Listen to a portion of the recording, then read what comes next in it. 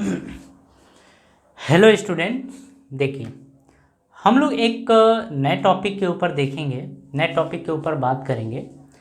दिया है कि आवेशित कण की गति के कारण, अगर कोई आवेशित कण है और वो गति कर रहा है तो उसके कारण मैग्नेटिक फील्ड यानी कि चुंबकीय क्षेत्र की वैल्यू क्या होती है।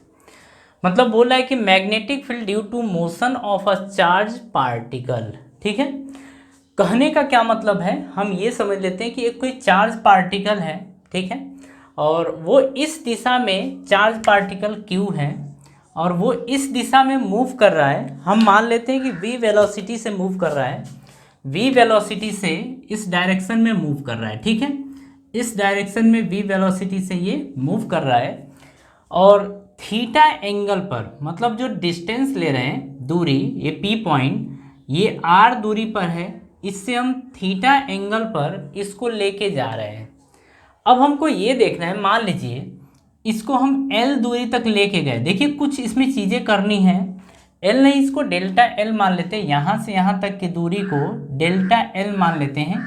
कुछ चीज़ें हमें यहाँ पर इमेजिन करना पड़ेगा, तब जाके यहाँ पर हम निकाल पाएंगे कि किसी आवेशित चार्ज के कारण, अगर कोई आवेशित चार्ज यानी कि आवेशित चार्ज है, अगर वो v वेलोसिटी से मूव कर रहा है तो उससे r दूरी पर अगर कोई पॉइंट P है तो उस पर मैग्नेटिक फील्ड यानी कि चुंबकीय क्षेत्र कितना होगा, ये समझना है। इसको समझने के लिए हम मान लेते हैं कि यहाँ से यहाँ तक की जो दूरी डेल्टा L है, ये एक तार है। देखिए जस्ट इमेजिन, मान लीजिए एक तार है। अगर ये तार है और ये आवेश जो है v वेलोसिटी से मूव कर रहा है, तो यहाँ से डेल्टा L दूरी तय करने में कितना समय लेगा। हम मान लेते हैं कि यहाँ से यहाँ तक पहुँचने में, इसको O मान लो और इसको A मान लो, O से A तक पहुँचने में सपोज कर लीजिए कि जो टाइम लगा है वो टाइम डेल्टा T लगा है, डेल्टा T लगा है। अब हम देखेंगे कि O से A की दूरी कितनी होगी, यानी कि हम बात करेंगे डिस्टेंस के बारे में। डिस्टेंस किसके डिस्टेंस की, O से A की डिस्टेंस के बारे में बात करेंगे। डिस्टेंस इक्वल्स टू क्या होता है, स्पीड इनटू टाइम। डिस्टेंस कितना है, डेल्टा L बराबर यहाँ पर स्पीड कितनी है v, और टाइम कितना है डेल्टा T। यहाँ पर हम लोग बोलेंगे कि delta L is equals to v into delta T। आपका ये आ गया, ठीक है। मतलब हम ये मान ली कि ये दूरी डेल्टा L है, इसको ऐसे ही रहने देते हैं।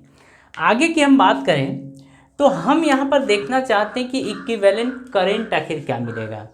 मान लीजिए अगर ये L लंबाई का, डेल्टा L लंबाई का तार है, अगर कोई आवेश है जो यहाँ से यहाँ तक जा रहा है डेल्टा T समय में, तो डेल्टा T समय में हमको करंट कितना मिलेगा, मतलब धारा कितनी प्रवाहित होगी। तो हम यहाँ पर बात करेंगे, हम लिख सकते हैं तुल्य धारा। तुल्य धारा या इक्विवेलेंट करंट की बात करें तो हम लिखेंगे I इक्विवेलेंट यानी तुल्य धारा is equals to I equals to Q by T होता है ना। आवेश कितना है Q और टाइम कितना लगा है डेल्टा T। इसको आप फर्स्ट मान लीजिए, इसको सेकेंड मान लीजिए। मैं जिस तरीके से बता रहा हूँ उसी तरीके से आपको ये करना है, क्योंकि ये जो क्वेश्चन आएगा इस पे बेस्ड वो डायरेक्ट फॉर्मूले पे आएगा। फॉर्मूला हमें डायरेक्टली याद होना चाहिए। यहाँ पर अगर बात हम करें, जैसे तुल्य धारा की बात हो रही है, अब देखिए हमें कुछ कहीं और पहुँचना है, चुंबकीय क्षेत्र निकालना है। चलिए बायोट सावर्ट लॉ के पास चलते हैं। तो हम ये कहेंगे कि बायोट सावर्ट लॉ यानी बायोट सावर्ट के नियम के अनुसार हम ये यहाँ पर जानते हैं, एक चीज़ जानते हैं, जैसे B की बात करें तो B is equals to mu not upon 4 pi, ऐसे याद रखते हैं हम, mu not upon 4 pi I dl delta L sine theta बटे में, यहाँ पर आपका आ जाएगा बटे में r स्क्वायर होता है। क्या होता है, बटे में r square, mu not upon 4 pi ideal sign theta by r square. ये होता है बायोट सावर्ट के नियम के अनुसार उनका फॉर्मूला है। अब इन दोनों चीज़ों को उठा के वहाँ पर रख दीजिए, ये दोनों फर्स्ट सेकेंड है, इसको पुट करिए। b is equals to mu not upon 4 pi, i के जगह आप q बाई डेल्टा टी रखिए, तो i की जगह रखेंगे q बाई डेल्टा टी, यहाँ पर ये रखेंगे, इंटू डेल्टा एल के प्लेस पे वी डेल्टा टी रखिए, वी डेल्टा टी आप ये रखिए। अब आगे साइन थीटा बचा हुआ है, नीचे आपका आर स्क्वायर है, डेल्टा टी से डेल्टा टी कैंसिल हो गया, ये कैंसिल हो गया। अब देखेंगे कि जो चुंबकीय क्षेत्र बी आएगा यानी magnetic field mu not upon 4 pi q v sine theta बटे में आर स्क्वायर आपका ये बन गया। कहने का क्या मतलब है? कहने का मतलब ये है कि अगर किसी चार्ज पार्टिकल को जिसके पास मतलब क्यू को अगर इसको v वेलोसिटी से चलाया जाए तो किसी एंगल पर r डिस्टेंस पर जो मैग्नेटिक फील्ड यानी कि चुंबकीय क्षेत्र मिलेगा वो आपका होगा mu not upon 4 pi q v sine theta by r square के बराबर। आपका इसके बराबर मैग्नेटिक फील्ड आपको मिलेगा। कहानी कुछ समझ में आ रही है? बात समझ में आई? इस तरीके से मिलेगा।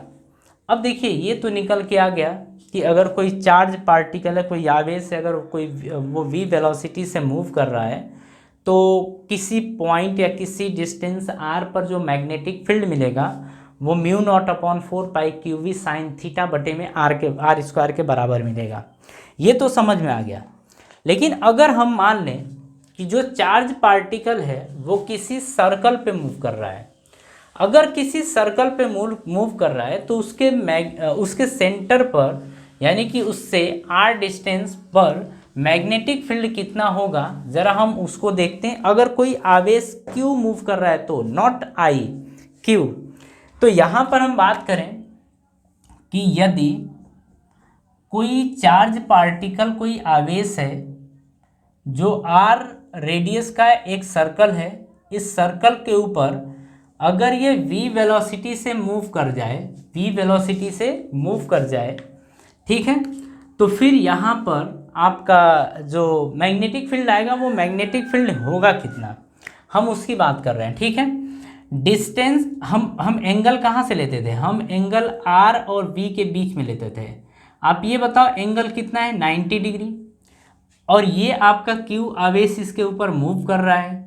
हमको ये देखना है कि इसके सेंटर पर मैग्नेटिक फील्ड कितना होगा। आप लिखेंगे B is equals to mu not upon 4 pi, आप ये लेंगे। फिर Q इंटू वी लेंगे, साइन 90 रखेंगे, साइन 90 बटे में आर स्क्वायर लेंगे। साइन 90 की वैल्यू कितनी होती है? 1 होती है। लिखेंगे B is equals to mu not upon 4 pi q v बटे में आर स्क्वायर। ये आपका आंसर आ जाएगा। कहने का मतलब कि आप लोगों को ये फॉर्मूले रटना होगा।